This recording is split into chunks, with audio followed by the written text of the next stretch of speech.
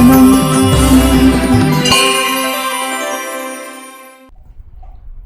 శ్రీ మహాగణాధిపతయే నమః. ఐం మహాసరస్వత్యై నమః. శ్రీ గురుభ్యో నమః. వినాయక చతుర్థి విఘ్నేశ్వరుడి పూజ అన్నది సర్వమానవావళి అంటే ప్రపంచవ్యాప్తంగా మన తెలుగు రాష్ట్రములే కాదు, మన భారతదేశమే కాదు, ప్రపంచవ్యాప్తంగా గణాధిపతిని పూజించే వాళ్లే ఉన్నారు. ఇది చాలా ఒక అద్భుతమైనటువంటి ఒక వరము మానవులకు. ఎందుకంటే కలవు చండీ వినాయకవు అన్నారు. కలియుగములో శీఘ్ర వరప్రసాది దేవతలు ఒకరు తల్లి కొడుకులిద్దరినీ చెప్పారు. చండీ వినాయకవు, చండీదేవి వినాయకుడు అన్నారు.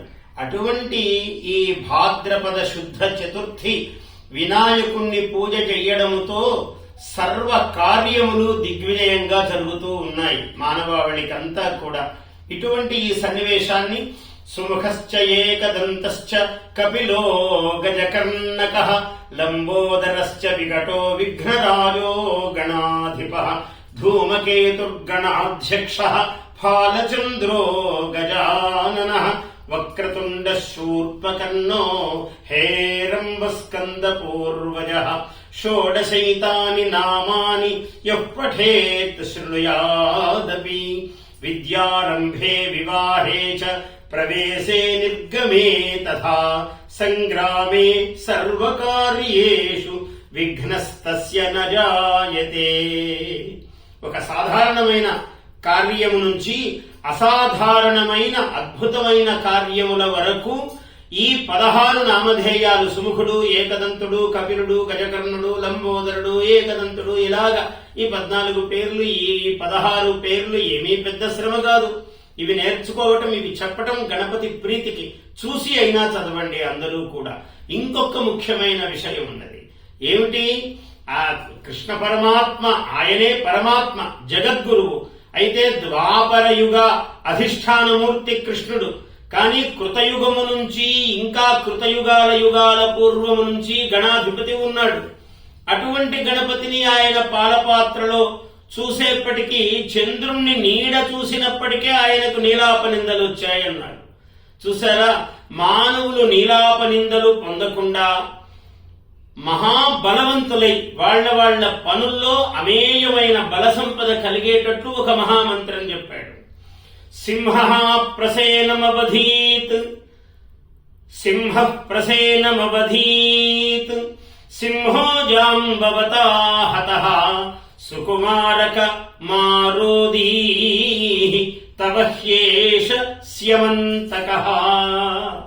ఆ చిన్న జాంబవంతుడు చిన్న పిల్లను ఊయలలో ఊస్తూ ఈ పాట పాడుతూ ఉన్నాడు ఈ శ్లోకాన్ని.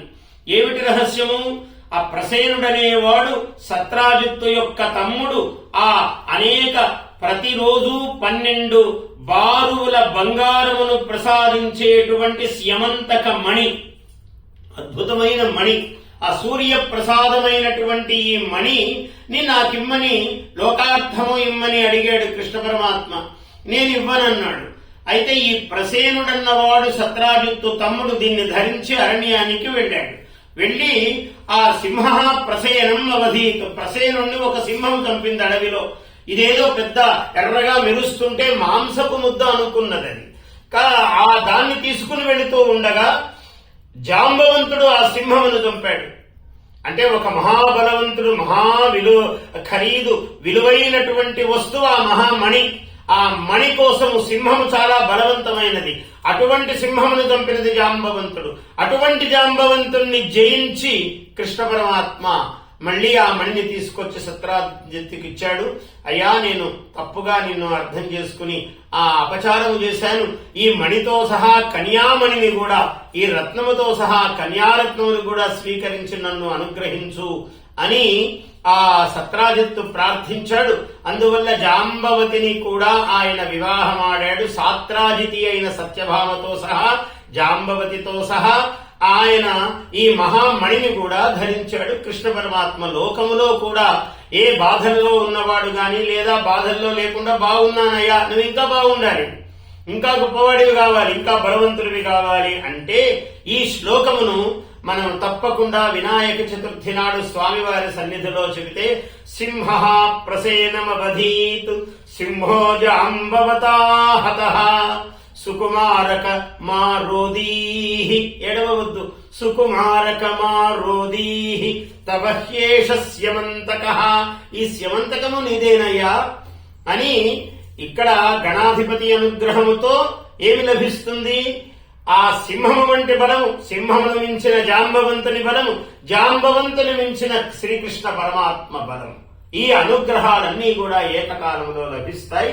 శ్రీ మహాగణాధిపతయే నమః.